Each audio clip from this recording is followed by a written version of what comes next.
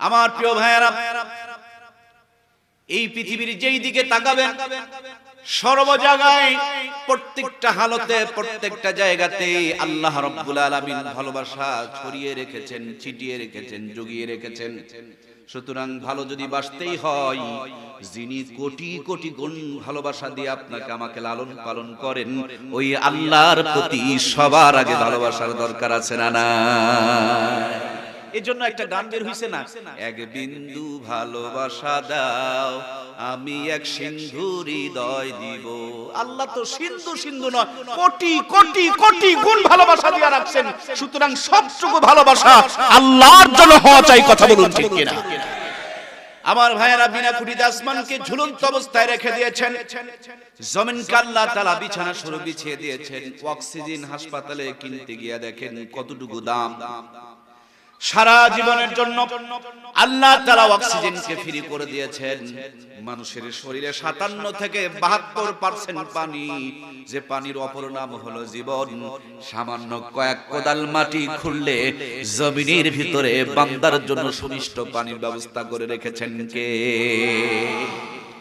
পৃথিবীর জমিনে আসার আগে যখন সামান্য এক ফোঁটা পানির ভিতরে আপনি আমি বিরাজমান, সামান্য এক ফোঁটা পানি আল্লাহ তাআলা বাবার ওরস থেকে নিয়া মা রেহেমের ভিতরে যখন পানিটাকে ট্রান্সফার করায় নিলেন কুদরতি নিজাম দিয়া, ওই এক ফোঁটা পানির জন্য যখন আপনার আমার কোনো অস্তিত্ব ছিল না, ওই এক ফোঁটা পানির ভিতরে আপনার আমার জন্য সুন্দর করে নিপুণ ভাবে ডিজাইন করেছেন, নকশা করেছেন, প্ল্যান করেছেন। তার নাম কি? ওই এক ফোঁটা পানিকে আল্লাহ তাআলা রক্তপিণ্ড বানালেন, রক্তপিণ্ডকে গোস্তপিণ্ড বানালেন, গোস্তপিণ্ডকে পুনরায় আল্লাহ তাআলা অবকাঠামো দিয়া পর্যায়ক্রমে হাড় হাড্ডি দিয়া আস্তে আস্তে তৈরি করতে শুরু করে দিলেন। হাত দিলেন, মুখ দিলেন, নাক দিলেন, কান দিলেন, ঠোঁট দিলেন। যে মার পেটের মধ্যে আপনি আমি ছিলাম, ওই মা আপনার আমার খাবারের জন্য চিন্তা করেন নাই, কিন্তু রব তো আপনাকে বলেন নাই। মার নারীর সাথে সংযোগ করে দিয়া আপনাকে আমাকে মাতৃগর্ভে দীর্ঘ 10 মাস 10 দিন ধরে লালন পালন করেছেন কে? সুতরাং কাকে তুমি ভালোবাসো? যিনি তোমাকে ওই যেই জায়গাতে তোমার মাও তোমার খাবার ভাবে নাই, সেখানেও তিনি খাবার ভেবে মার নারীর সাথে সংযোগ দিয়ে তোমাকে লালন পালন করেছে। ও গোলাম, দিন রাত 24 ঘন্টায় 5 বার কি তার কুদরতি কদমে সিজদা দেওয়ার দরকার নাই? আমার প্রিয় ভাইয়েরা, সামান্য ছোট্ট প্রসবের রাস্তা দিয়ে আপনি আমি ভিতরে ঢুকেছি, কিন্তু বের হওয়ার আর রাস্তা নাই। এই ছোট্ট রাস্তা দিয়ে আপনি আর বের হতে পারবেন না। আল্লাহ কোরআনুল কারীমের মধ্যে বলেন, সুম্মা সাবিলা ইয়াসরা, ছোট্ট রাস্তাকে আল্লাহ রাব্বুল আলামিন প্রশস্ত বানিয়ে দিলেন। মাতৃগর্ভ থেকে দুনিয়ার ভিতরে যখন আপনি আমি আগমন করলাম, আপনার আমার মুখে কান্না ছাড়া কোনো আওয়াজ নাই, কান্না ছাড়া কোনো শব্দ নাই। আপনি আমি কান্না জুড়ে দিয়েছি। পৃথিবীর মানুষেরা আপনার আমার সিঙ্গেল লাইনটাকে, খাবার লাইনটাকে যখন কর্তন করে দিলেন, কেটে দিলেন, আপনার আমার খাবার রাস্তা যখন বন্ধ হয়ে গেল, মুখের মধ্যে কান্না ছাড়া কোনো আওয়াজ নাই। আপনি আমি চিৎকার করে ওয়া ওয়া বলে কান্না শুরু করেছি। এই কান্নার আওয়াজ মার কান দিয়া যখন কলিজার মধ্যে গিয়েছে, ধাক্কা লেগে গিয়েছে, সিঙ্গেল লাইন বন্ধ হতে হতে মার বুকের মধ্যে ডবল লাইন চালু করে দিয়েছিলেন কে? একটা লাইন বন্ধ, ডবল লাইন চালু হয়ে গেল। এত সতর্ক মানুষ আমরা, তারপরে মাঝে মাঝে গরম চা খেতে গিয়া জিহ্বা পুড়ে যায়। ছোট্ট মানুষ কেবল দুনিয়াতে এসেছি আমরা, কোনটা ঠান্ডা কোনটা গরম বুঝবো না। গরম খেলে মুখ পুড়ে যাবে, ঠান্ডা খেলে নিউমোনিয়া ধরবে। এজন্য মার বুকের মধ্যে আল্লাহ তাআলা দুধের ব্যবস্থা করে দিলেন, স্বাভাবিক টেম্পারেচার দিলেন, বান্দার যেন মুখ না পুড়ে যায়। আবার একেবারে নরম করে ঠান্ডা করে দেয় নাই, বান্দার যেন নিউমোনিয়া না ধরে যায়। একবারে যদি বেশি করে চলে আসে বান্দা ঢোক গিলতে পারবে না, মারা যাবে। আবার যদি কম করে আসে বান্দা টেনে টেনে অসুস্থ হয়ে কঙ্কাল হয়ে দুনিয়া থেকে বিদায় নিয়ে চলে যাবে।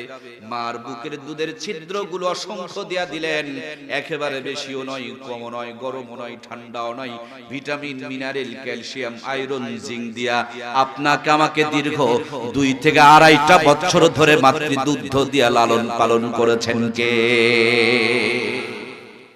তুমি আমি আসার আগে ওই মার বুকে দুধ থাকে না, আবার তুমি আমি বড় হয়ে গেলে মার বুকে দুধ পাওয়া যায় না। যখন তুমি আমি কোলের ভিতরে, তখন মার বুকের মধ্যে দুধের জোয়ার রাখেন কে? বন্ধু, এই দুধ খেয়ে আর তোমার চাহিদা পূরণ হবে না।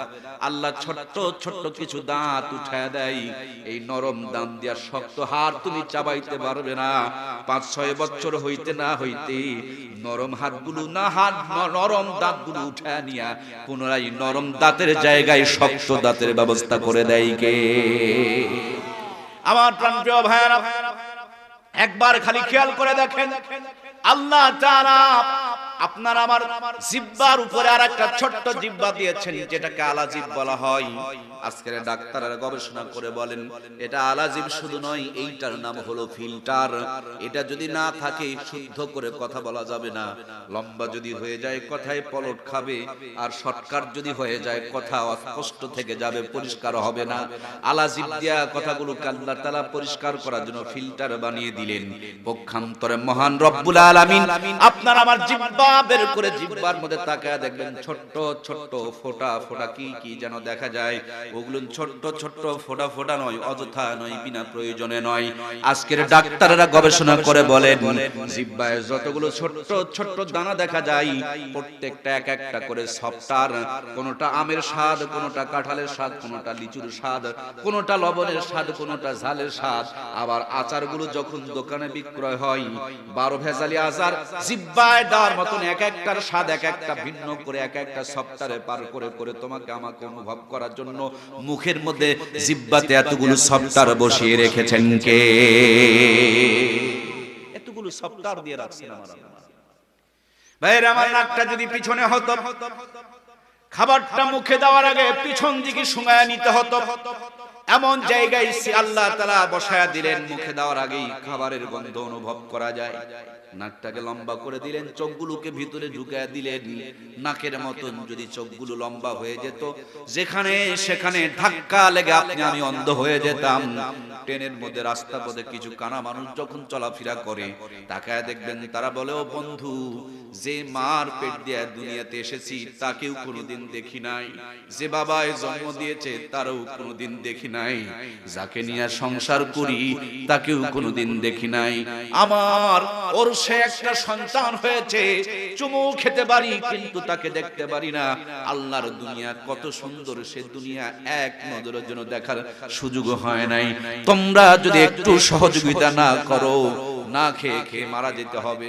সুতরাং বন্ধুরা আমার, না চাইতে আপনার আমার জন্য সুন্দর 2টা চোখের ব্যবস্থা করে রেখেছেন কে? এই চোখগুলোর দিকে তাকিয়ে দেখেন। ভিতরে দিলেন নিরাপত্তার জন্য, উপরে একটা শাটার দিয়া দিলেন, কভার। দোকানের সামনে থাকে ওইটারে কি বলেন আপনারা? শাটার দিয়ে দিলেন নিরাপত্তার জন্য। মোটরসাইকেলে চলতেছেন, 80 স্পিডে গাড়ি চলতেছে, হঠাৎ করে সামনে একটা গাছের ডাল অথবা পাথর অথবা পোকা আসছে, চোখ দেখা মাত্র মেমোরিকে খবর দিয়ে দেয়। মেমোরি মুহূর্তের মধ্যে শাটারের কাছে আদেশ করে, ইঙ্গিত পাঠায় দেয়, শাটার বন্ধ হয়ে যায়। আবার মেমোরি বলে, জলদি করে শাটার খোলো, গাড়ি তো 80 স্পিডে চলতেছে, যদি আগে ভাগে খুলতে না পারো গাছের সাথে ধাক্কা লেগে তছনছ হয়ে যাবা। এতগুলো কুদরতি কদম দিয়া, নিয়ামত দিয়া যিনি সৃজন করেছেন, সৃষ্টি করেছেন, বলুন তো দেখি ওই আল্লাহর দেওয়া চোখ দুটো দিয়ে আল্লাহর কোরআন পড়ার একটু দরকার আছে না? না আমার প্রাণপ্রিয় ভাইরা, কিছুদিন আগে পাবনা গিয়েছিলাম। পাবনা, সেখানে গিয়া দেখছিলাম আমার দেশের বড় শিক্ষা প্রতিষ্ঠান থেকে সবচেয়ে বড় ডিগ্রি অর্জন করেছে কেউ কেউ আবার বড় বড় বিজনেস করেছে, চাকরি করেছে, কেউ সৌন্দর্যের বড়াই করতে গিয়া সিরিয়ালে সিরিয়ালে প্রেম করে ছেঁকা খেয়ে শেষ বেলা নিজে পাগল হয়ে গিয়েছে। শরীর থেকে চামড়াগুলো তুলে তুলে ফেলতেছে, সমস্ত চুল দাড়ি এরপর মাথার চুলগুলো টেনে টেনে ফেলে দিতেছে। এমনটাও পর্যন্ত দেখা যায় নিজের পায়খানা তুলে তুলে নিজের মুখের মধ্যে দেয়। কোনটা আপন কোনটা পর চেনে না। বন্ধু, তুমিও মানুষ, তিনিও মানুষ, তোমার আর তার মধ্যে পার্থক্য তোমার সব নার্ভগুলো সচল রয়েছে, ওর কোন একটা নার্ভ দুর্বল হয়ে গেছে। যে আল্লাহ তাআলা পাগল না বানায়া আপনাকে আমাকে সুস্থ বানিয়েছেন, ওই আল্লাহর দেওয়া মাথা খান আল্লাহর কুদরতি কদমে লাগানোর দরকার আছে না নাই? আমার প্রাণপ্রিয় ভাইরা, খুব খেয়াল করে দেখেন, এই দুনিয়াতে আসার পর আপনার দাদার দুটি সন্তান, একজন হলো আপনার চাচা আর একজন হলো আপনার বাবা। চাচা সুযোগ পেলে জমিনটুকু লিখে নিতে চাই, আর বাবা সুযোগ পেলে নিজের জীবনটাই আপনাকে দিয়ে দিতে চাই। কোথাও দাওয়াত খেতে গিয়েছেন, শুধুমাত্র দুটি মিষ্টি পেয়েছে, আপনারা দুই ভাই বোন অথবা দুই ভাই, বাবা খাবারটুকু নিয়ে পকেটের মধ্যে রেখে দেয়। পেটের মধ্যে ক্ষুধা, খেতে মন চায়, অনেক দিন থেকে মিষ্টিও খায় নাই, গরিব মানুষ কেনার মতন সমর্থ নাই, কখনো তুলে নিয়ে দেখে খেতে মন চায়, কিন্তু নিয়ে আবার পকেটে রেখে দেয়, কাকে দেব আর কাকে বাদ রাখবো। বন্ধু, ওই বাবার কৃতজ্ঞতা করার আগে তার কৃতজ্ঞতা করো, যিনি তোমার বাবার কলিজার মধ্যে তোমার প্রতি এতটা মায়া ঢুকায়া দিয়েছে। আমি বাবার কোনো কথা বলতে পারি না, আমি বাবার কোনো কথা বলতে পারি না, তখন আমার সেন্স ঠিক থাকে না, কারণ বাবা নামক নিয়ামতটার কদর করার আমার সুযোগ হয়নি। শুধু তিনি দিয়েই গেছেন, সামান্য একটা সুতা দিয়াও তার পাশে কোনোদিন দাঁড়াইতে পারি না। এই জন্য ওই জায়গাটা আমার জন্য খুবই স্পর্শকাতর, আমি ওই জায়গায় কিছু বলতে পারি না। আপনাদের যাদের বাবা আছে সর্বোচ্চ সম্মান করবেন, শ্রদ্ধা করবেন, এটা জান্নাতি একটা ছায়া, জান্নাতি একটা নিয়ামত, জান্নাতি একটা ছাতা। আজকে বুঝতেছেন না, কিন্তু যেদিন বুঝবেন সেদিন আর কোনো উপায় থাকবে, আমার মতন বাকরুদ্ধ হয়ে যাবে, ভাষা হারিয়ে যাবে, জবান আর চলবে না, মেমোরি কাজ করবে না, যেদিন হারিয়ে যাবে। এজন্য সময় থাকতে কদর করতে হবে। আল্লাহ আমাদের সবার বাবার হায়াতগুলোকে অনেক লম্বা করে দেখ, বলুন আমিন। আল্লাহ আমাদের বাবাদের যারা বিদায় নিয়ে চলে গেছেন তাদেরকে জান্নাতের মেহমান বানিয়ে দেখ, বলুন আমিন। মা এবং খালা দুইজনই নানির সন্তান, কিন্তু খালা দেখেন কতটা স্বার্থপর হয়, সুযোগ পেলে এদিক ওদিক করতে চায়। আর মার দিকে তাকায় দেখেন, কয়েকদিন আগে চলন্ত লঞ্চের মধ্যে আগুন ধরে গেল, যার যার জীবন নিয়ে সবাই পানিতে ঝাঁপিয়ে পড়েছেন, কিন্তু একজন মা শুধু একা না, সন্তান নিয়েই পানিতে ঝাঁপিয়ে পড়ছেন। ওখানে তো অনেক মানুষ ছিল, কেউ কাউকে ভাবে নাই, কিন্তু মা কলিজার মধ্যে আল্লাহ তাআলা তোমার আমার জন্য স্পেশাল একটা সফটওয়্যার বসিয়ে দিয়েছেন, নিজের ভাবনার আগে আপনার ভাবনা ভাবে। মা পানির মধ্যে তলিয়ে যাচ্ছিল, তখনও পর্যন্ত বাচ্চাটাকে উঁচু করে ধরে রেখেছে। নৌকা এসে বাচ্চাটাকে কোনো মতন উপরে উঠাইছে, কিন্তু মা বেচারি নিচের দিকে তলিয়ে চলে গিয়েছে। যিনি নিজের জীবনকে পানিতে তলায়া দিয়া আপনাকে আমাকে উঁচু করে ধরে রাখে, ওই মাকে ভালোবাসার আগে তাকে একবার ভালোবাসার দরকার, কারণ মা নামক নিয়ামত খানা দান করেছেন কে? আমার কলিজার টুকরা প্রিয় ভাইরা, জীবন সঙ্গিনী, অর্ধাঙ্গিনী, প্রিয়তমা আপনার বিবি, আপনার স্ত্রী, তাকে আপনি ভালোবাসবেন, কারণ তার অনেক হক আপনার উপরে আছে। আপনি তার নাক দুটো বড় ভালোবাসেন, তার চোখ দুটো অনেক ভালোবাসেন, ভুরুগুলো অনেক সুন্দর লাগে, তার ঠোঁটগুলো কমলা লেবুর চিরের মতন অনেক সুন্দর লাগে। আপনি একবার কি ভেবে দেখেছেন, এই ঠোঁট, এই নাক, এই দাঁত কোনো কিছুই তো আপনি বানাইতে পারেন নাই, আপনার জন্য স্পেশাল করে কুদরতি হাতে যিনি আপনার বিবিকে সুন্দর করে সৃজন করেছেন। সুতরাং ওই বিবির প্রেমে পড়ার আগে মালিকের প্রেমের হাজিরা দেওয়ার দরকার আছে না না? ও আমার প্রিয় ভাইরা, দোকান পেয়েছেন, ব্যবসা করবেন, কেন ব্যবসা করবেন না আপনি? কিন্তু আপনি আগেই তো একটু ভাবার দরকার। কেউ ব্যবসা করে ফকির হয়ে গেছে, এই ব্যবসা করে আল্লাহ আপনাকে সফলতা দান করেছে। সুতরাং দোকানের চাবি খোলার আগে মসজিদের মধ্যে হাজিরা দেওয়ার দরকার আছে না নাই? আপনি আবার আপনার সন্তানকে চুম্বন করবেন, ঠোঁটে গালে চুমু খাবেন, তার আগে একবার তো ভেবে দেখবেন আপনার আগে কেউ 10 বছর আগে 12 বছর আগে বিয়ে করেছে, হাজার চেষ্টা করে সন্তান পায় না, সন্তানের জন্য চোখের পানি ছেড়ে কাঁদে, তারপরে সন্তান হয় নাই। তার মানে বিয়ে করলেই সন্তান পাওয়া যায় না, বিয়ে করলেই সন্তান হয় না।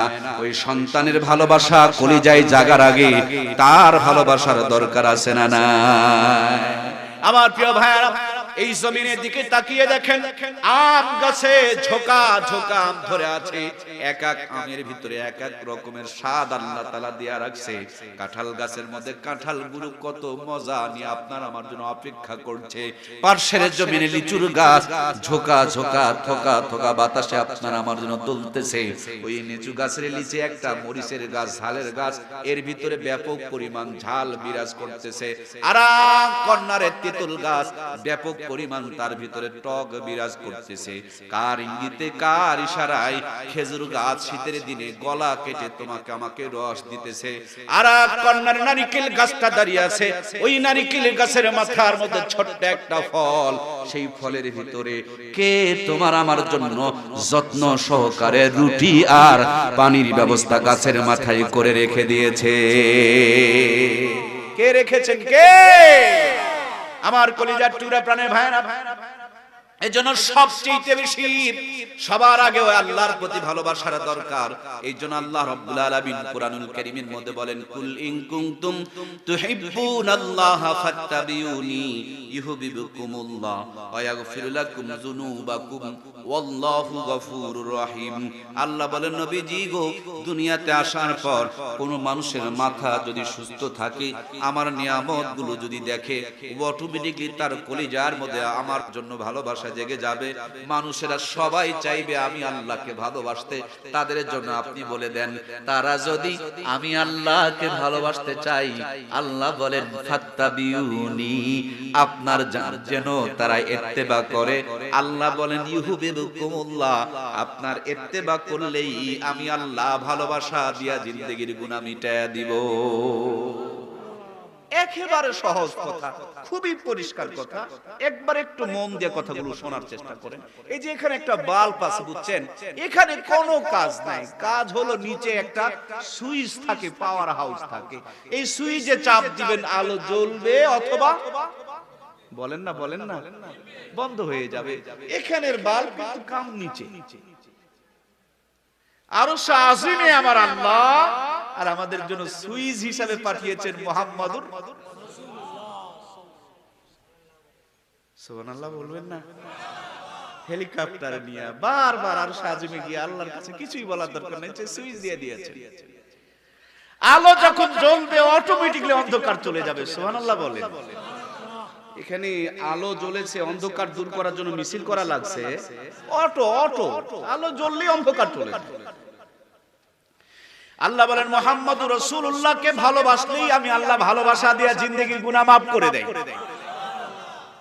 মানুষকে খুশি করা কঠিন, কিন্তু আল্লাহকে খুশি করা বড়ই সহজ। মানুষের নিয়ম আর আল্লাহর নিয়মে অনেক পার্থক্য। আমার কলিজার টুকরা ভাইয়েরা, যে যত গুনাহ করেছে আল্লাহ তাকে তত বেশি ভালোবাসে। সুবহানাল্লাহ বলেন। যেই ছেলে বেশি কামাই করে বাবা তাকে বেশি ভালোবাসে, যেইটা দুষ্টামি করে তাকে কম ভালোবাসে। কিন্তু আল্লাহর নিয়ম ব্যতিক্রম, যিনি বেশি গুনাহ করে আল্লাহ তাকে বেশি ভালোবাসে। সুবহানাল্লাহ বলেন। আমার ভাইরা, একটু খালি কথাটা হৃদয় দিয়া বোঝার জন্য চেষ্টা করেন। পিছনে তাকা যাবে না ভাইরা। আপনারা আমার চার্জার, আপনারা চার্জ না দিলে কথা বের হবে না তো। আরে কথা আমি বলছি না, কথা আপনারা বলাচ্ছেন। আপনারা ফোকাস দিচ্ছেন আমাকে, তার জন্য আমি কথা বলতে পারছি। সুতরাং সবগুলো আমার চার্জার, যতটা এখন থেকে চার্জ আসবে আমার মুখ থেকে তত দামি কথা কে বের করে দিবে। এজন্য আমার চাইতে আপনাদের বেশি গুরুত্ব। একটা কথা ছুটে যাওয়া যাবে না, প্রত্যেকটা কথাকে রিসিভ করতে হবে। আল্লাহ কবুল করুন, বলুন আমিন। আমার প্রিয় ভাইয়েরা, খুবই গুরুত্বপূর্ণ কথা বলছি, একটু অনুধাবন করার জন্য চেষ্টা করবেন। বাবা যেই ছেলেটা বেশি ভালো তাকে বেশি ভালোবাসে, যেটা কম খারাপ বেশি খারাপ সেটাকে কম ভালোবাসে, কিন্তু আল্লাহর নিয়মটা হলো যিনি বেশি খারাপ আল্লাহ তাকে বেশি ভালোবাসে। সুবহানাল্লাহ বলেন। অপরাধী যত বড় অফার তত বড়। গ্রামীণ ফোনের কোম্পানি যে সিমটা বেশি কামাই করতে পারে তা দিয়ে যেটাতে বেশি লাভ হয় সেটাতে বেশি অফার দেয়, কিন্তু যেটাতে অফার কম কামাই হয় সেটাতে অফার কম দেয়। কিন্তু আল্লাহর ইবাদত যিনি বেশি করেন তার জন্য অফার কম, আর যিনি কম করেন তার জন্য অফার বেশি। সুবহানাল্লাহ বলেন। আপনারা বলবেন যে হুজুর এটা কেমন করে? আল্লাহ তাআলা কোরআনুল কারীমের মধ্যে বলেন যে যদি কেউ হৃদয় থেকে তওবা করতে পারে আর তওবাটা যদি খাস তওবা হয়, তওবাতুন নাসুহা হয়, তো আল্লাহ তাআলা এই তওবার বিনিময়ে জিন্দেগীর সব গুনাহগুলোকে maaf করে দেয়। কিছুদিন আগে আমার মোবাইল ফোনটা দিনাজপুর, বাংলাদেশের উত্তর প্রান্তরে, দিনাজপুর নাম শুনেন নাই ভাই? সেখানে যেতে গিয়ে আমার বড় ফোনটা হঠাৎ করে দেখলাম যে একে সাদা হয়ে গেছে। চিন্তা করলাম যে সেটটা আমার কি নষ্ট হয়ে গেল? পরে চালুই হয় না। এক ভাইয়ের কাছ থেকে যে কোনো মতন ঠিক করে নিলাম। এখনো পর্যন্ত ফোনটা আমার 16 আনা আগে যেরকম করে সাজানো ছিল এরকম সাজাইতে পারি না। মানে সব ইনস্টল করতে হচ্ছে, এটা চাচ্ছে ওটা চাচ্ছে সেটা চাইতেছে। কিন্তু আল্লাহর নিয়মটা দেখেন যে আপনি জিন্দেগিতে 90 বছর 60 বছর 50 বছর যত গুনাহ করেছেন সব গুনাহ মোবাইল ফোনে দেখবেন একটা একটা করে ডিলিট করা যায়, একটা দুইটা পাঁচটা। আবার আমার ইয়ং ভাইরা যেহেতু বসে আছেন, ডিলিট অপশনে চাপ দিয়া কোণার দিকে তাকায় দেখবেন আরেকটা অপশন পাওয়া যায়, ওয়াল ডিলিট। জি আছে আছে। তার মানে 50 বছর ধরে এই মোবাইলে যা কিছু রেখেছেন সবগুলো এক চাপে ডিলিট হয়ে যায়। এর নাম হলো সিস্টেমটা হলো পরে নতুন করে সাজায় নিতে হবে, সব ডিলিট হয়ে গেছে। কিন্তু আল্লাহর বিধানটা এরকম নয়। আল্লাহ তাআলার কাছে খাস দিলে যখন তওবা করবেন, ওয়াল ডিলিটে যখন চাপ দিবেন, 60 বছর 90 বছরের জিন্দেগির সব গুনাহগুলো এক তওবা দিয়া আল্লাহ তাআলা maaf করে দেন। সুবহানাল্লাহ হয়নি? জোরে বলেন সুবহানাল্লাহ। 90 বছরের সমস্ত গুনাহ এক চাপে সব মাফ। ব্যতিক্রমটা কোন জায়গায়? ব্যতিক্রমটা হলো আল্লাহ বলেন ওয়াবাদদালতু সাইয়্যাতিকুম হাসানা, আমি আল্লাহ গুনাহগুলোকে নেকির দ্বারা বদল করে দেই। সুবহানাল্লাহ। মনে করেন আপনাদের মসজিদের সম্মানিত ইমাম সাহেব, উনি গুনাহ করেছেন 1000 আর আপনি গুনাহ করেছেন 1 লাখ। আজকের মাহফিল থেকে উঠার আগে আমরা খাস দিলে তওবা করলাম, ইমাম সাহেবের জিন্দেগির 1000 গুনাহ মাফ হয়ে গেল। আপনার জিন্দেগিরও কিন্তু 1 লক্ষ গুনাহ মাফ হয়ে গেল। ইমাম সাহেব 1000 গুনাহ মাফ করে 1000 নেকি পেল, আর আপনি 1 লক্ষ গুনাহ থেকে মাফও পেলেন, 1 লক্ষ নেকি নিয়ে এখান থেকে বিদায় হইতে পারলে। এই জন্য প্রিয় ভাইয়েরা আমার, আমরা কি আখিরি মোনাজাতের আগে তওবা করে বিদায় নিব? রাজি আছি তো ইনশাআল্লাহ? আমার কলিজার টুকরা প্রিয় ভাইয়েরা, যে কথাটা আপনাদের খেদমতে আমি বলছিলাম, আল্লাহকে মহব্বত করতে হলে, ভালোবাসতে হইলে আমাদেরকে লাল শালুকের কাপড় পরা দরকার নাই, গাঁজার কলকিতে টান মারা দরকার নাই, আউল বাউল সাজার দরকার নাই। আমরা কেমন করে আল্লাহকে পাবো, আল্লাহকে ভালোবাসবো, আল্লাহ নিজেই তার কালামের মধ্যে আমাদেরকে জানিয়ে দিয়েছেন। জোরে বলুন সুবহানাল্লাহ। তাহলে আল্লাহ জানালেন আমাকে পেতে হলে আমার বন্ধু মুহাম্মাদুর রাসূলুল্লাহ সাল্লাল্লাহু আলাইহি ওয়াসাল্লামকে পেতে হবে, মহব্বত করতে হবে, অনুসরণ অনুকরণ করতে হবে। আমরা এখন নবীজিকে কেমন করে ভালোবাসবো? নবীর ভালোবাসার বিভিন্ন তরিকা বের হয়ে গেছে। রবিউল আউয়াল মাস আসলে নবীর ভালোবাসা বাড়ে, রবিউল আউয়াল মাস চলে গেলে নবীর ভালোবাসা আর খুঁজে পাওয়া। পাকিস্তানে দেখলাম বিশাল বড় কেক বানায়া কেক কাটতেছে আর বলতেছে হ্যাপি বার্থডে টু ইউ ইয়া রাসূলুল্লাহ। আমরা দেখেছিলাম চট্টগ্রামে 4 কিলোমিটার লম্বা করে মিছিল করতেছে নবীজির জন্মদিবসে। আমরা দেখেছি বড় বড় গেট বানিয়েছে। আমরা এটাও দেখেছি যে বিশ্ব নবীর শুভ আগমনে এত বেশি খুশি হয়েছে, এরা খুশি হয়ে ঢোল ডুগি তবলা পর্যন্ত বাজায়। কথা বলুন ঠিক কিনা?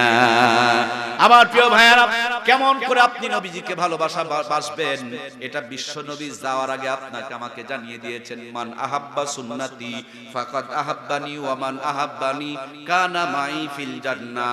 যেই ব্যক্তি আমার সুন্নতকে মহব্বত করলো সে যেন আমাকে মহব্বত করলো, আর যিনি আমাকে মহব্বত করলেন আল্লাহর নবী বলেন কানা মাই ফিল জান্নাহ। কিয়ামতের দিন মুসিবতের আদালতে আমি নবীর সঙ্গে আল্লাহর জান্নাতে প্রবেশ করবে। আমার ভাইরা, যারা আমাকে রিসিভ করতে গিয়েছিলেন তারা কিন্তু আপনাদের সন্তান। আমি এই ভালোবাসার কোনো মূল্য দিতে পারবো না, কিন্তু হৃদয় থেকে দোয়া করি এর বিনিময়ে যেন আল্লাহ আমাদেরকে জান্নাতের মেহমান বানিয়ে দেয়। বলুন আমিন। আমাদের এখানকার প্রত্যেকটা যুবকেরা গিয়েছিলেন, আমার খুবই ভালো লেগেছে আলহামদুলিল্লাহ। কিন্তু আমি আপনাদেরকে শ্রদ্ধা জানাই, ভালোবাসা জানাই, আপনাদের ভালোবাসাকে অনেক বেশি সম্মান জানাই।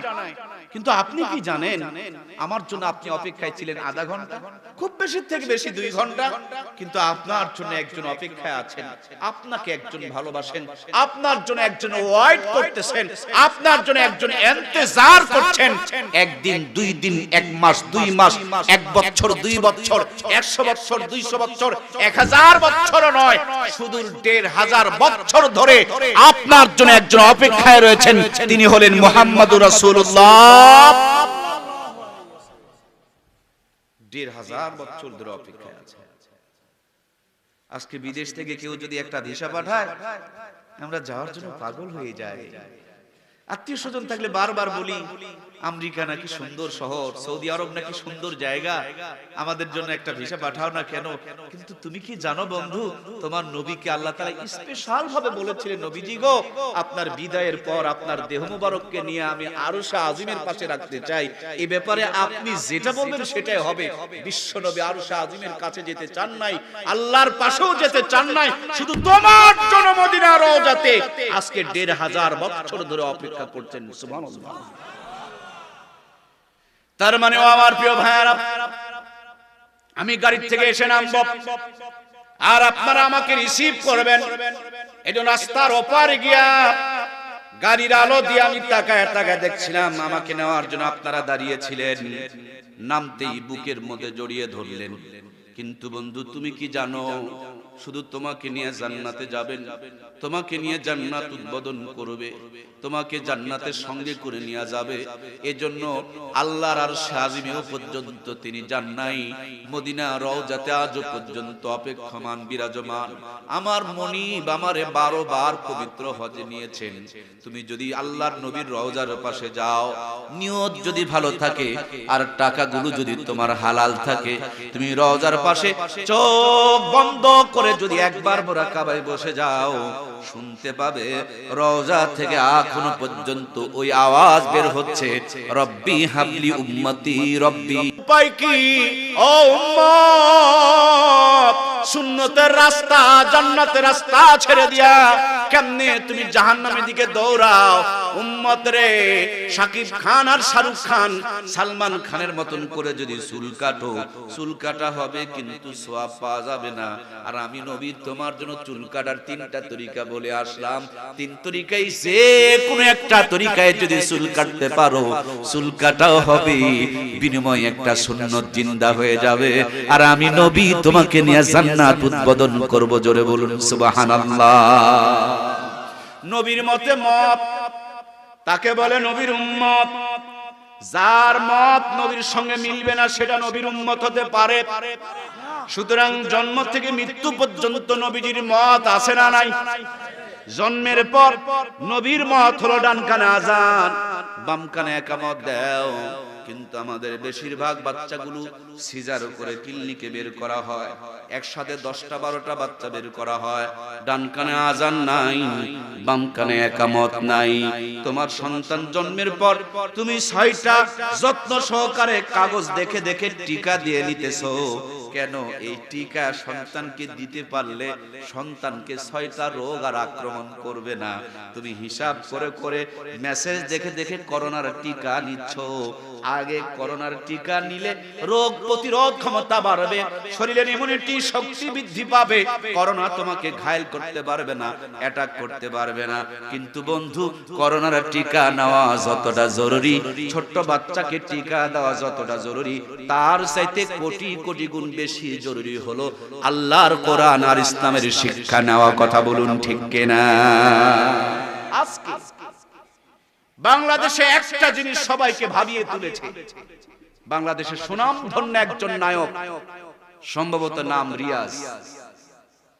রিয়াজের শ্বশুর কয়েকদিন আগে কি নিজের পিস্তল দিয়া নিজের গায়ে গুলি করছে। কি মেসেজ দিচ্ছে আমাদের? আমরা প্রকৃতি থেকে কি মেসেজটা পাচ্ছি? রিয়াজ সর্বোচ্চ একজন মানুষ, আর রিয়াজ যাকে বিয়ে করেছেন তিনি মনে হয় একটা মূর্খ মেয়ে।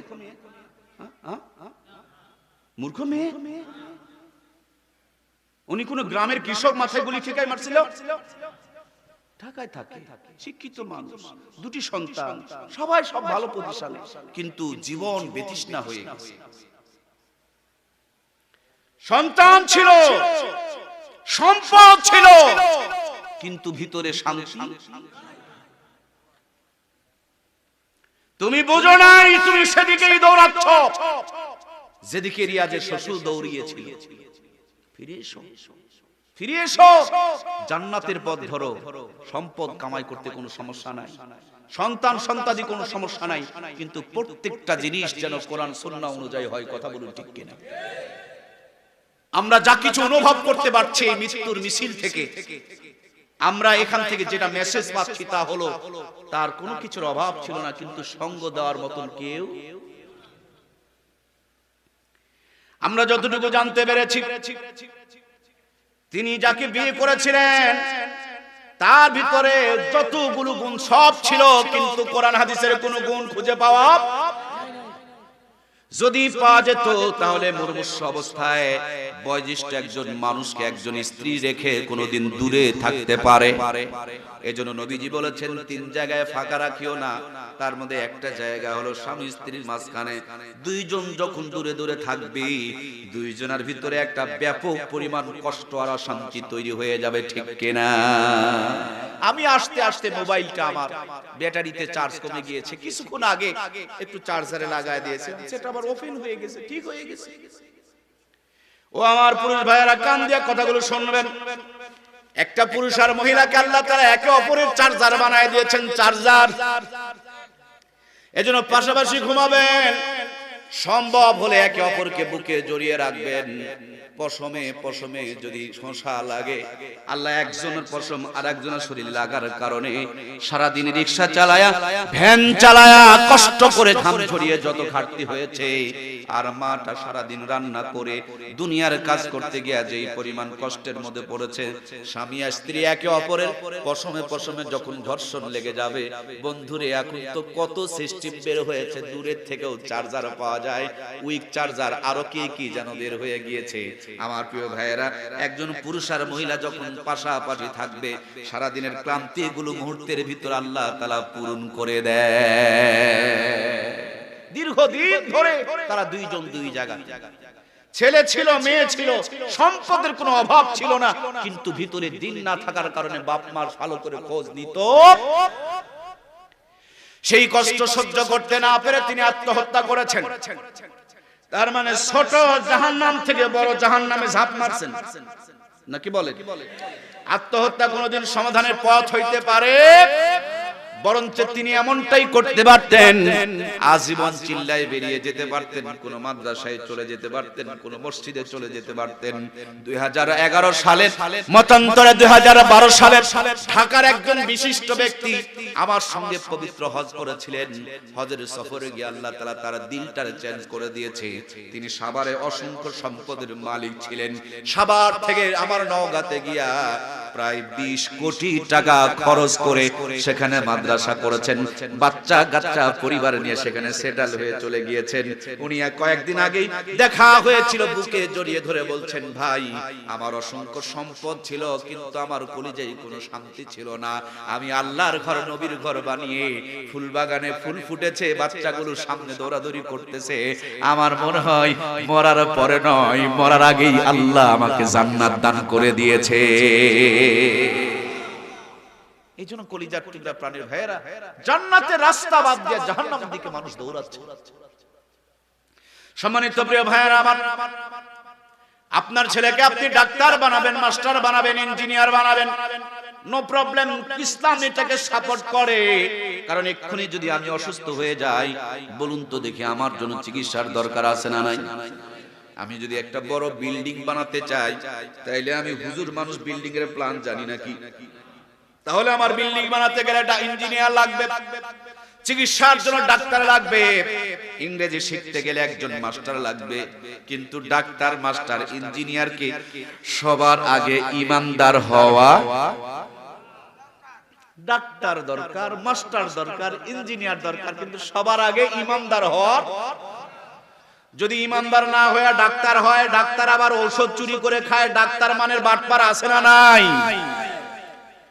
আবার যদি ইমানদার না হয়ে মাস্টার হয়, স্কুলে গিয়া বাচ্চাদেরকে বুঝাইতে পারে না, 9 ঘন্টা স্কুলের বাচ্চারা লেখাপড়া করে কিন্তু বাচ্চারা পাস করতে পারে না। ওই স্যার ঘরের কোনে একটা কোচিং সেন্টার খুলেছে, প্রাইভেট সেন্টার খুলেছে, আধা ঘন্টা পড়াই, আধা ঘন্টা যারা পড়ে সবাই পাস করে। স্কুলে ওই স্যার পড়াই কিন্তু স্কুলে পড়ে পাস করে না। তার মানে মাথার মধ্যে মাল আছে, সরকার তাকে চাকরি দিয়েছে, এই মাল স্কুলে বের করে না। স্কুলে যদি বের করে তাহলে প্রাইভেট বাণিজ্য চলবে না। ডিউটি করে কিন্তু আসল জ্ঞান বিতরণ করে না, সঠিকভাবে দায়িত্ব পালন না করে যে বেতনগুলো তুলে খাই। মুসলমানের সন্তান বুকে হাত দিয়ে সত্যের পক্ষে আওয়াজ দিতে হবে।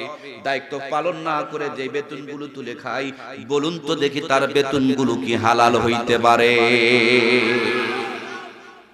9 ঘন্টা বাচ্চাদের পড়ায়, ফেল করে, আর আধা ঘন্টা পড়লেই পাস করে। তার মানে এখানে তিনি জ্ঞানের সাথে একটা চিটারিয়ার বাটপারি করেছে। কথা বলুন ঠিক কিনা? বলুন তো দেখি এগুলো সার না বাটপার?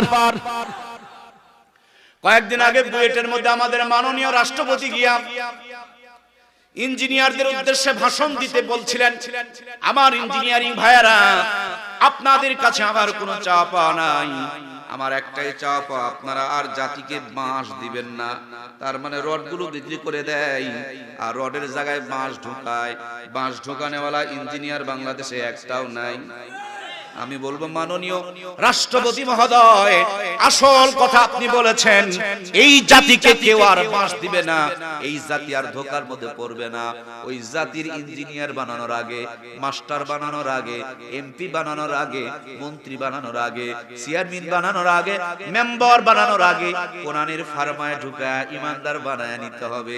আগে ইমানদার বানাইতে হবে, তারপরে চেয়ারম্যান, মেম্বার, এমপি, মন্ত্রী, ডাক্তার, ডিসি, ওসি, এসপি হবে। এই ইমানদার এমপি কোনদিন টন মারবে না, ইমানদার চেয়ারম্যান কোনদিন গম মারবে না, ইমানদার ইঞ্জিনিয়ার কোনদিন রড বের করে নিয়ে বাঁশ ঢুকায় দিতে পারে না, ইমানদার স্যার কোনদিন স্কুল কলেজ ফাঁকি দিয়া প্রাইভেট কোচিং সেন্টার চালু করবে না। সুতরাং মরার পরে জান্নাতের দেখা নয়, আমরা যদি বাংলাদেশের 16 কোটি মুসলমানের সন্তানকে ইমানদার বানাইতে পারি, মরার আগেই বাংলাদেশকে জান্নাতের নমুনা হিসাবে দেখা যাবে। কথা বলুন ঠিক কিনা?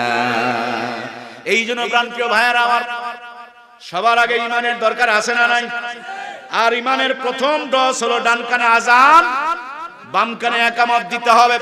যখন ডান কানে আজান, বাম কানে একামত দিবেন, সন্তানকে কেউ যদি ডান কাম বাম কাম দিয়া পানি পড়া দেয়, কুপরামর্শ দেয়, খারাপ কথা শোনায় যে হুজুরদের বিরুদ্ধে মিছিল করতে হবে, ইসলামের 12টা বাজাইতে হবে, মাহফিলকে বন্ধ করতে হবে, ওই যে ডান কানে আজান বাম কানে একামত দেওয়া আছে, এই বাচ্চা কোনোদিন কোরআনের বিপক্ষের কথা মাথার মধ্যে ঢুকবে না, তার মুখ দিয়া ইসলামের বিপক্ষের কোনো কাম হইতে পারে না। জোরে বলুন ঠিক কিনা?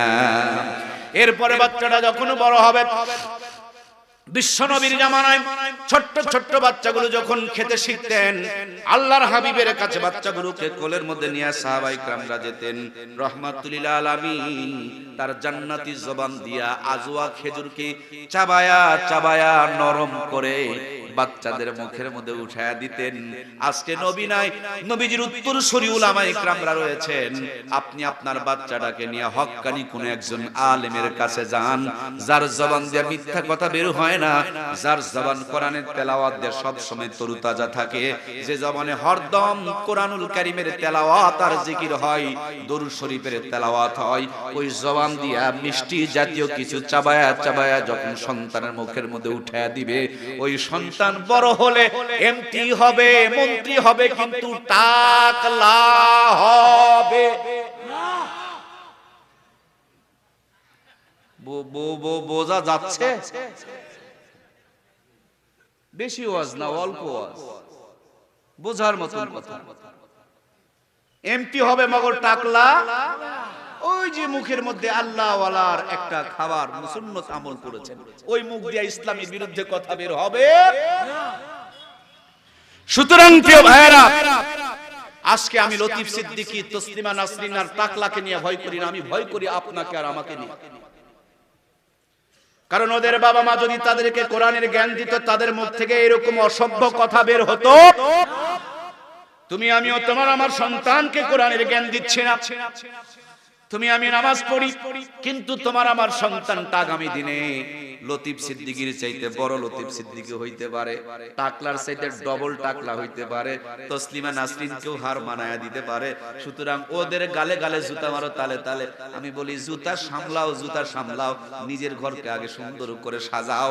তোমার ছেলে মেয়েকে যদি কোরআনের ডোজ না দিতে পারো, তোমার সন্তানের মাথায় যদি ঈমানটারে না ঢুকাইতে পারো, আগামী দিনে তোমার ঘরের থেকে এর চাইতে বড় টাকলা জন্ম নিতে পারে। এজন্য প্রিয় ভাইয়েরা, আমরা আমাদের সন্তানগুলোকে ঈমানদার বানাবো তো ইনশাআল্লাহ। ঈমানদার বানানোর জন্য ইটের ভাটায় ঢুকাইতে হবে। ঈমানদার বানানোর জন্য মাদ্রাসার দরকার আছে না নাই? আমাদের দেশে এখন জ্ঞানী গুণী এমপি, মন্ত্রী, ডিসি, এসপি, ওসি, তারা তাদের সন্তানগুলোকে মাদ্রাসার মধ্যে দিচ্ছে। আমার কাছে লেটেস্ট তথ্য রয়েছে, কয়েকদিন আগে কক্সবাজারের একজন সুনামধন্য, সুখ্যাত বলেন আর কুখ্যাত বলেন, একজন ওসি ছিল, সম্ভবত নাম প্রদীপ।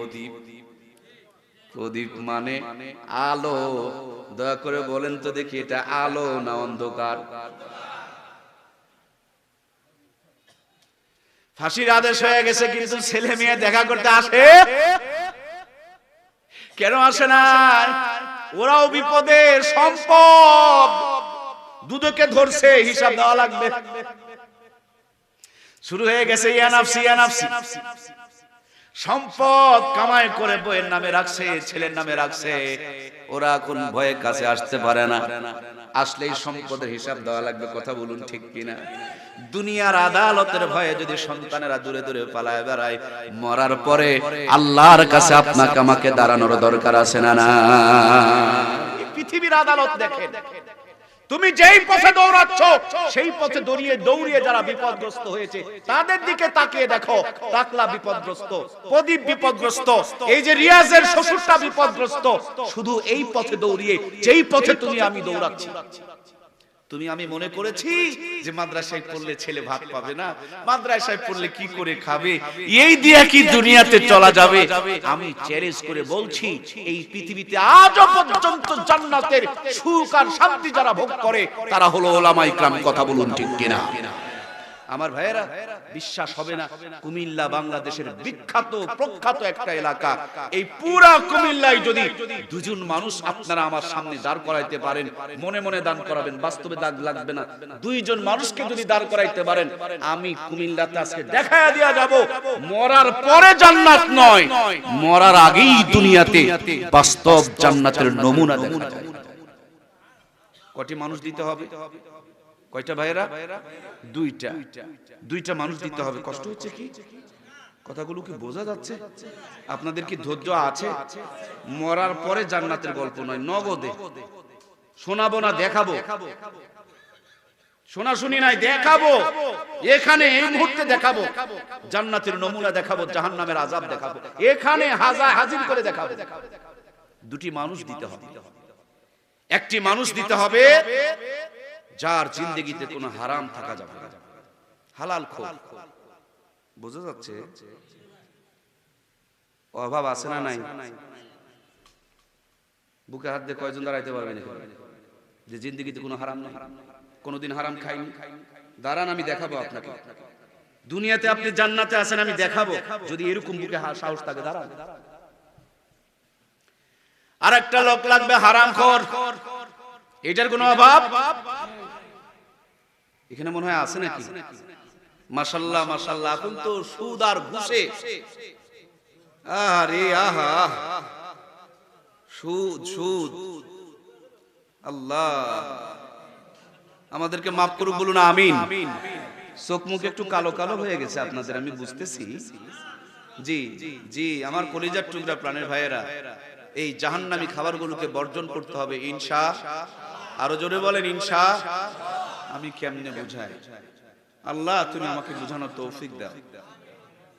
আমার কলিজার টুকরা প্রিয় ভাই, আরে নাপা একটা বড়ি পেটে ঢুকিয়েছেন, শরীরের বিষ ব্যথা দূর হয়ে যায়, গ্যাসের বড়ি ঢুকলে পেট পরিষ্কার করে দেয়। ওই তুমি জাহান্নামে যে খোরাক ঢুকাইতেছো, যে আগুনকে তুমি ঘরের মধ্যে টেনে টেনে নিয়ে আসতেছো, এই আগুন তোমার দুনিয়া আখিরাতকে জ্বালায়া দিবে, তোমাকে সুখে থাকতে দেবে না। কিছুদিন পরেই ব্যথা শুরু হয়ে যাবে। তোমাকে রেখে তোমার বউ অন্য জায়গাতে আকাম করবে, সইতেও পারবা না, কইতেও পারবা না। এ হারামখোর, শুনে রাখো, তুমি আজকে বুঝতে পারছো না, কিন্তু কিছুদিন পর তোমার সন্তান নিশাখোর হবে, তোমার কপালের মধ্যে পিস্তল ঢোকাবে ফেন্সিডিলের জন্য, যদি টাকা বের করতে দেরি করো। সেদিন ইজ্জতের ভয়ে তুমি মুখ খুলতে পারবে না, কইতেও পারবে না, সইতেও পারবে না। তখন নীরব কান্না সহ্য করতে না পেরে রিয়াজের শ্বশুরের মতন তোমার তকদিরেও দুর্দশা ঘটতে পারে। কথা বলুন ঠিক কিনা? এই জন্য কলিজার টুকরা ভাইয়েরা, মানুষ লাগবে দুইটি। কয়টি? এক নম্বর, একটা পাক্কা হালাল খোর, জিন্দেগিতে কোনো হারাম থাকা যাবে। কই যাচ্ছেন? প্লিজ প্লিজ ভাই ভাই, কই যাচ্ছেন? জি, উঠা বসা করা যাবে না। আপনারা চার্জার তো, আমার একটা সংযোগ খুলে গিয়েছে। কয় মিনিট পরে আসবেন আপনি? তাড়াতাড়ি আসবেন। দেখেন আপনারা, আমার চার্জার তো, লাইন খুলে গেছে তো, আমি বুঝতে পেরেছি। কষ্ট হচ্ছে না তো আপনাদের? আমার ভালোবাসার মানুষগুলোকে আল্লাহ কবুল করুক, বলুন আমিন। আমি বড়ই ভালোবেসে দরদ নিয়ে দুটি কথা বলছি। আমার কলিজার টুকরা প্রিয় ভাইয়েরা, যদি আমার হৃদয়ের অবস্থাটা আপনারা বুঝতে পারতেন, তাহলে বুঝতেন যে আমি কত ব্যথা নিয়ে কথাগুলো বলছি। কয়টা মানুষ লাগবে প্রিয় ভাইয়েরা? দুইটি মানুষ লাগবে। একটা হলো হালাল খোর, আর একটা হালাল খোরের বড় অভাব, কিন্তু হারাম খোরের কোনো অভাব। হাই রে, ডান দিক দিয়ে খায়, বাম দিক দিয়ে খায়, উপরে খায়, নিচে খায়, খালি খায় আর খায়। যদি ছেলে মোটামুটি একটা ভালো বেতনে চাকরি করে, ঘটক গিয়া মেয়ের বাবার সামনে গল্প করে, আরে তুমি কি জানো ছেলে বেতনই পায় 3 লাখ, আর উপরে কামায় নিম্নে 15 লাখ। উপরা কামায়, এই উপরা কামায়, বোঝেন নাই? যেটা জিবরাইল আলাইহিস সালাম পাঠায়। আমার কথা কি বোঝা যাচ্ছে তো? একেবারে উত্তরবঙ্গের কথা ভাই, আমার কথা তো বোঝা যাচ্ছে নাকি? একে উপরা কামায় মানে যেটা জিবরাইল আলাইহিস সালাম পাঠায়, উপরা কামায়, উপরা কামায়। মেয়ের বাবা চিন্তা করে, সর্বনাশ, এত দামি জামাই পাওয়া যাবে? মেয়ের বাবা 3 বার হজ করেছে, কপালের মধ্যে নামার সিজদামাদের সিজদার দাগ। চিন্তা করে 3 লাখ বেতন আর 9 লাখ উপরা কামায়, এই জামাই তো হাতছাড়া করা যাবে না। দেখা শোনা নিজের মেয়েটাকে জাহান্নামের মধ্যে ফেলে দিলেন। কথা বলুন ঠিক কিনা? কয়েকদিন আগে আমাদের রাজশাহী শহরে একজন পুলিশ অফিসারের স্ত্রী, পেপার পত্রিকা ফেসবুক যারা আপনারা ব্যবহার করেন আপনারা দেখেছেন, ওই পুলিশ অফিসারের স্ত্রী তার স্বামীর পুরুষাঙ্গকে কেটে ফেলে দিয়েছে। আমরা তো মনে করি না জানি কতই না সুখে আছে, ফ্ল্যাট বাসায় বসবাস করে, সপ্তাহে সপ্তাহে বিউটি পার্লারে নিয়ে যায়। একেবারে পুলিশ অফিসারের সংসারের বউ, কিন্তু উনি যে কত সুখে আছে কইতেও পারে না, সইতেও পারে না। কতটুকু অসহায় হলে, কতটুকু নিরুপায় হলে, কতটুকু জুলুম অত্যাচার নির্যাতনের শিকার হলে একজন মেয়ে তার স্বামীর পুরুষাঙ্গ কেটে দিতে পারে। এটা দুনিয়ার বুকে জাহান্নামের নমুনার কথা বলুন, ঠিক কিনা? আমার প্রাণপ্রিয় ভাইরা, আমরা শুধু কামাই করছি হারাম পথে প্রতিযোগিতা করে। খুব খেয়াল করে দেখবেন, এমনি তো খায়, আবার মাঝে মাঝে এমন কিছু নেতাও দেখা যায়, এরা দেখবেন রড খায়, সিমেন্ট খায়, ইট খায়, বালু খায়, খোয়া খায়, পাথর খায়, টিন খায়। করোনা ভাইরাসের যদি চাল আসে, তেল আসে, সেটারও পর্যন্ত সার নাই। এমনকি সরকারি যদি কোনো টয়লেট আসে, বাথরুম আসে, পায়খানা আসে, এই পায়খানারও কোনো রিহাই। তবু কুমিল্লার কোন নেতা নয়, আমি নওগাঁর কথা বলছি, উত্তর অঞ্চলের কথা বলছি। আমার প্রিয় ভাইয়েরা, খাই, ভালো করে দেখেন, জিন্দেগিতে কোনো শান্তি। কুমিল্লায় 3টা বাসা, ঢাকার মধ্যে 9টায় বাসা, আবার সুইজারল্যান্ডে ব্যাংকের মধ্যে কোটি কোটি টাকা।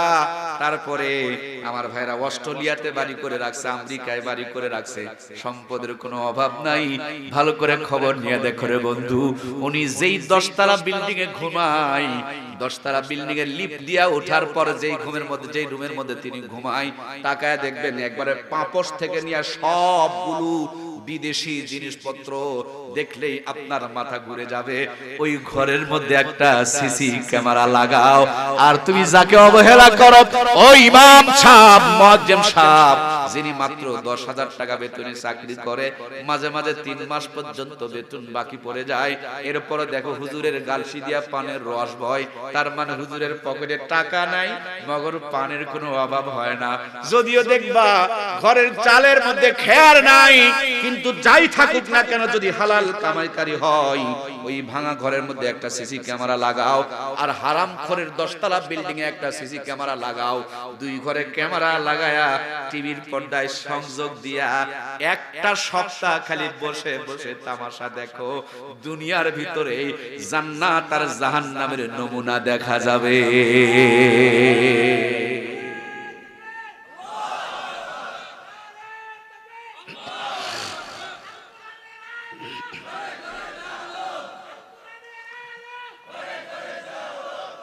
আমার প্রিয় ভাইয়েরা, কষ্ট হচ্ছে আপনাদের? সম্মানিত ভাইয়েরা, একটু মনোযোগ ভাই, একটু মনোযোগ, 2টা কথা কান দিয়ে শোনেন, হয়তোবা জীবনের পরিবর্তন আল্লাহ তাআলা দিয়ে দিতেও পারে। ইমাম সাহেব একেবারে ছোট পজিশনে একটা চাকরি করে, একেবারে যদি গরিব মানুষের বাড়িতেও, গরিব মানুষের গ্রামেও যদি চাকরি করে, দেখবেন 30 দিন 30 বাড়িতে 30 রকম স্বাদে আর 30 জনার হাতে 30 দিন নিত্য নতুন নতুন খাবারের ব্যবস্থা করে দেন কে? একেবারে যদি গরিব মানুষ হয়, কিছুই যদি না পারে, একটা ডিম ভাজি হলো মনে হয় নাই। আর যদি অবস্থা ভালো হয়, ফজরের পর ঘুমানোর আপনার ক্ষমতা নাই, বালিশে মাথা দিতেই দেখবেন বাড়ি আলী লম্বা একটা স্লিপ নিয়ে সামনে হাজির হয়ে গেছে। জলদি করে ডাক দিয়ে বলবে, স্বামীরে ওঠো, বাজারে আগে ভাগে যাও, সকাল সকাল না গেলে ভালো গরুর গোশত পাওয়া যাবে না, খালি নাক ডেকে ঘুমালেই হবে নাকি? তুমি কি জানো না আজকে আমাদের বাড়িতে হুজুরের পালি, লিস্ট ধরিয়ে দিয়েছেন, 25টা আইটেমের বাজারে লিখে ধরিয়ে দিয়েছেন। চোখটা গরম করে বিবির মুখের দিকে তাকিয়েছেন। আল্লাহর বান্দি মুস্কি একটা হাসি দিয়া বলে, স্বামী গো, নিজে আলেম হতে পারি নাই, ছেলে মেয়েকে আলেম বানাতে পারি নাই, একটা দিন আলেমের খেদমত করব, তাও যদি না পারি তাহলে আবার কেমন করে হয়? প্রত্যেকটা দিন নয়, মাসে মাত্র একদিন দেখবেন হৃদয়টা আপনার নরম হয়ে গেছে। আপনি বাজারে গিয়া বাজার করতেছেন, ভাবি লিখেছেন 25টা, আর আপনি বাজার করে নিয়ে এসেছেন 35টা। তারপরে 2 হাত ভর্তি বাজার করে বাসার মধ্যে বিবির সামনে দিয়া বলেন, সুন্দর করে রান্না করো। আল্লাহর বান্দি যত্ন সহকারে রান্না করে, চিন্তা করে হুজুর প্রত্যেক দিন মানুষের বাড়িতে বাড়িতে খায়, খায়, দুর্বল রান্না হলে মান সম্মান চলে যাবে। যত্ন সহকারে যত্ন করে রান্না করে, রান্না চলতেছে, ইমাম সাহেব বড় চালাক মানুষ, চিন্তা করে টিফিন বক্স যখন পাঠায় দেই, এই টিফিন বক্স যদি ছোট্ট হয়, 3 তারা টিফিন বক্স হয়, এক বাটির মধ্যে 3-4 আইটেমের তরকারি ঢুকায় দেয়। দেখি তো বাজারে গিয়া বড় কোনো টিফিন বক্স পাওয়া যায় কিনা। বাজারে গিয়া খুঁজে খুঁজে টিফিন বক্স বের করছে, 5 তলা একটা টিফিন বক্স। দেখেননি বের হইছে নতুন গুলো, 5 তলা পাঠিয়ে দিয়েছেন। ভাবি 8 আইটেমের তরকারি রান্না করে অপেক্ষা করছেন, হুজুরের টিফিন বক্স 5 তলা, ভাবির রান্না হয়েছে 8 আইটেম, প্লাস্টিকের বাটি ভর্তি করে করে আরো 3 আইটেমের খাবার পাঠিয়ে দিয়েছেন। একজনের খাবার 3 জন মিলে খাই, এরপরে খাবারেও শেষ হয় না, রান্নাও করা লাগে না, টাকাও খরচ করা লাগে না। তার মানে কোরআনের পক্ষে যদি থাকেন, মরার পরে নয়, মরার আগে জান্নাতের খাবার খাওয়াই কে? আমি পরশুদিন খুলনা ছিলাম,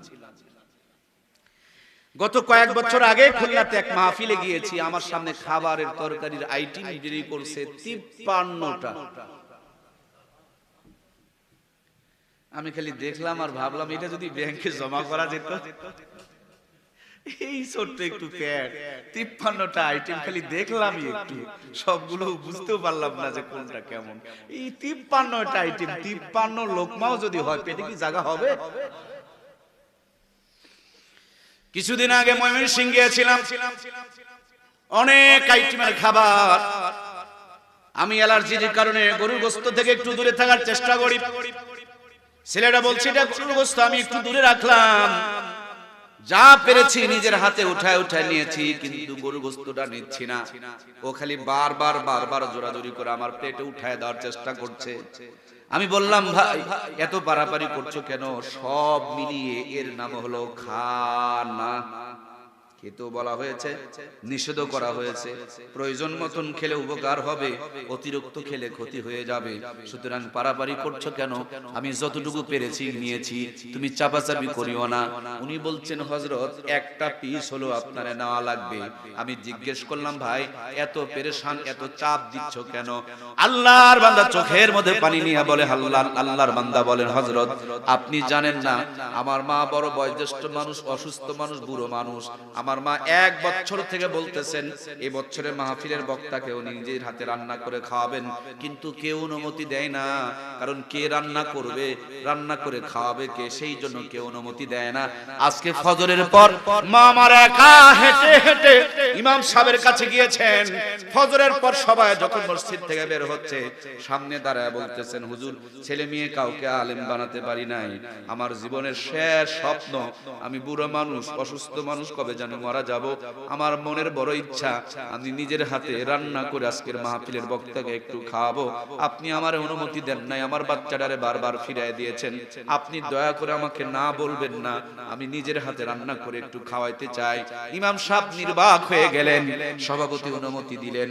মাকে লিস্ট, মা আমাকে লিস্ট বানিয়ে দিয়েছেন, আমি বাজার করে নিয়ে এসেছি। মার সঙ্গে লেবারগিরি করেছি, মা সকাল থেকে রান্না শুরু করেছে। এই যে গরুর গোশতের ভুনা দেখতেছেন, ভেজে ভেজে কালো করে ফেলে দিয়েছে, কম করে হলো 2 ঘন্টা সময় লেগেছে। আপনি খাচ্ছেন, ছেলে মেয়ে কাউকে আলেম বানাতে পারেন নাই। ওই আমার বুড়া মা পর্দার আড়াল থেকে তাকায় তাকায় দেখতেছে আপনি কোনটা নিয়েছেন আর কোনটা নেন নাই। মা আমাকে বারবার বলছে, বাবা 1 পিস হলো দাও, একটা পিস আমি কষ্ট করে রান্না করেছি, একটা পিস হলো দাও। আপনার যতই কষ্ট হোক, আমার মার কলিজায় একটু শান্তি দেওয়ার জন্য হলো 1 পিস আপনাকে খেতে হবে। কোরআনের সঙ্গে যদি থাকেন, সাধারণ মানুষের কলিজার মধ্যে ভালোবাসা ঢুকিয়ে দিবেন কে? আমরা 7 খুনের আসামি, হাতের মধ্যে হ্যান্ডকাপ নাই, অথচ আলেমদের হাতে হ্যান্ডকাপ।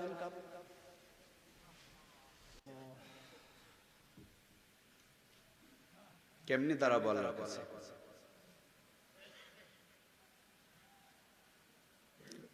মদের বোতল সহকারে ধরা পড়ছে, বের হলে হাতে মেহেদি।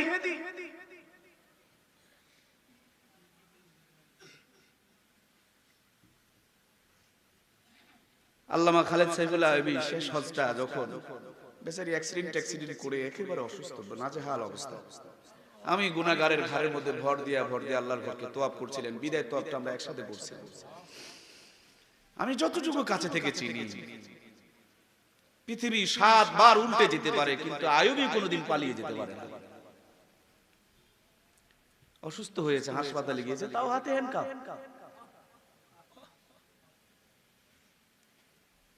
গোটা দেশ নষ্টামিতে তলিয়ে যাচ্ছে,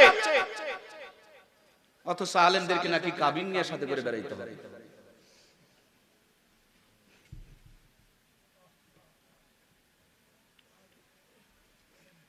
সব চলছে, কোরআনের মাহফিলগুলোকে বন্ধ করে দেওয়ার চেষ্টা চলছে।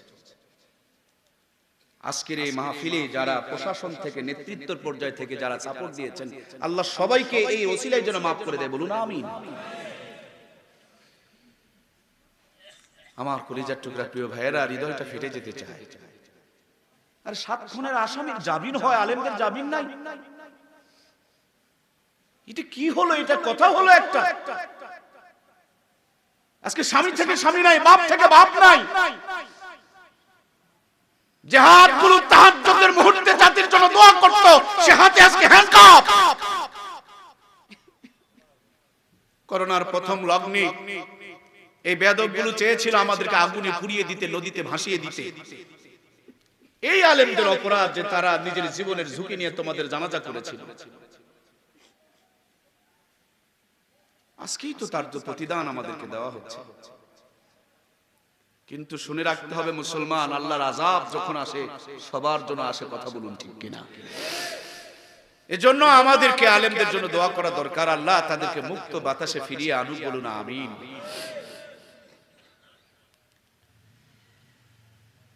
অন্ধকার মেঘ যখন আকাশে চেপে যায়, দুনিয়াটা অন্ধকার হয়ে যায়। ভাই রে, ও আমার কলিজার টুকরা ভাই, তোমরা এই চোখ দিয়া দেখো দুনিয়া আঁধার, কিন্তু আমি আমার হৃদয়ের চোখ দিয়া দেখতেছি বড় বড় আলেমরা আজকে মজলুম অবস্থায়। তার মানে আজকে আল্লাহর দুনিয়াও আযাব গজবের জন্য তেমনি প্রস্তুত হচ্ছে, মানে আধার হয়ে আসতেছে, কথা বলুন ঠিক কিনা? কিসের করোনা, কিসের ওমিক্রন, সব আল্লাহর আযাব আর গজব। কতদিন আগে আল্লাহ আমাদেরকে তলিয়ে দিত। শুধু বিশ্ব নবী তায়েফের জমিনে যখন রক্তাক্ত অবস্থায় পড়ে রয়েছিলেন, জিবরাইল আমিন এসে বলছেন, ইয়া রাসূলুল্লাহ, অনুমতি দেন তায়েফকে উড়িয়ে দিব। আল্লাহর হাবিব বলেন, জিবরিল, আমার আল্লাহর কাছে এই মুহূর্তে আমি দোয়া করি, আল্লাহ তাআলা কওমে লূত অন্যায় করেছে, তুমি উলটপালট করে দিয়েছো। নূহ আলাইহিস সালামের কওম অন্যায় করেছে, তুমি বন্যার পানিতে ভাসায় দিয়েছো। আল্লাহ গো, তুমি না আমাকে বড় ভালোবাসো। আজকে রক্তাক্ত অবস্থায় তোমার কাছে দুইখানা হাত তুলছি, তাদের শাস্তি দেওয়ার জন্য নয়, কিয়ামত পর্যন্ত আমার উম্মতের জন্য তোমার কাছে একটা জিনিস চাই। আল্লাহ গো, ওরা অন্যায় করেছে, সঙ্গে সঙ্গে ধরা ফেলেছো, তওবা করার সুযোগ পায় নাই। আমার উম্মত যখন আলেমদেরকে পিটাবে, ওই মুহূর্তে যদি হাতগুলো অবশ করে দাও, মুখটা যদি বোবা বানিয়ে দাও, জমিনের মধ্যে যদি পুঁতে দাও, তারা তো তওবা করার সুযোগ পেল না।